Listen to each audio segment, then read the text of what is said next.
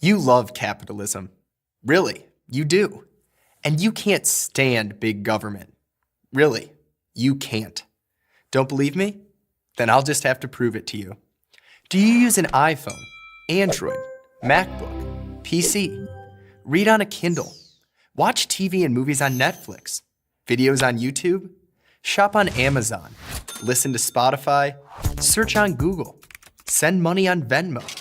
Grab a ride with Uber? Drive with Waze? Book a room with Airbnb? Are you on Facebook or Instagram or Snapchat? You probably use many, if not all of these things. And if you're like me, you love them. In today's world, they're practically necessities. Where do you think they came from?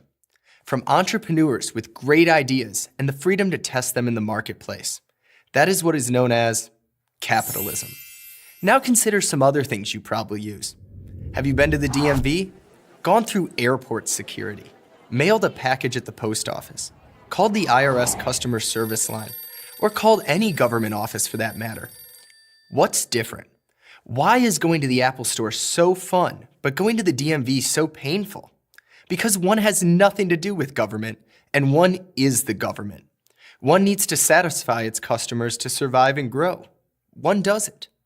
The purpose of government is not to create products, and we don't expect it to.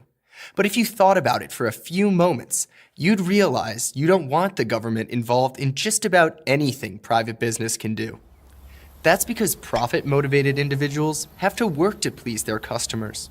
You, government agencies, don't have to please anyone. Call that IRS service line if you doubt me. Can you imagine if Steve Jobs had to seek government approval for every new design of the iPhone? We'd have been lucky to get to the iPhone 3G. Look at Uber. Just a few years ago, summoning a private driver in a few minutes who would take you where you wanted to go was truly a service available only to the wealthiest people. But now, thanks to capitalism, private rides are an affordable option for ordinary people all over the world. Until Uber came around, if it started to rain in, say, Manhattan, and you wanted to grab a cab, good luck. Too many rain-drenched people and too few cabs. Uber had a better idea. Rain falls, demand for rides spikes. Raise prices to incentivize more Uber drivers to hit the road. Ride in the rain problem solved. Airbnb is another example. Only a few years ago, if you were going on vacation with your friends or family, hotels were just about your only option. But hotels are expensive and often don't provide all that much in terms of space, amenities, or interesting neighborhoods. If you wanted to, say, find out if individual homeowners were making their homes or apartments available for a few nights, you'd have to scour internet postings. But then Airbnb came along, giving anyone with a computer or smartphone access to over 2 million homes in 190 countries. You can find places with hot tubs and pools, or if you're on a tighter budget, you can rent a room, or even just a couch. Government never could have done this. What motivation would it have? How would it even know we wanted services like Uber or Airbnb? We didn't know it until risk-taking entrepreneurs made it possible. Thanks to capitalism. And no thanks to government, which more often than not just gets in the way. Why?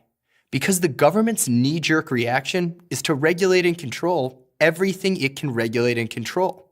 Otherwise, what would be the purpose of many government agencies and all those bureaucrats?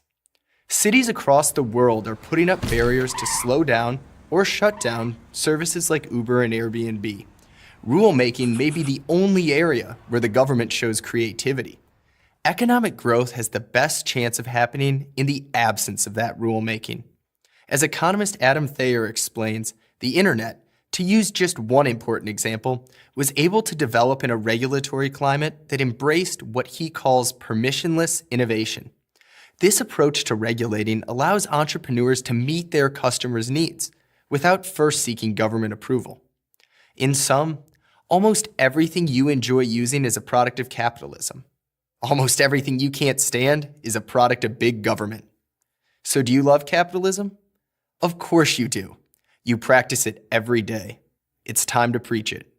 I'm Jared Meyer of the Manhattan Institute for Prager University. To keep our videos free, click here.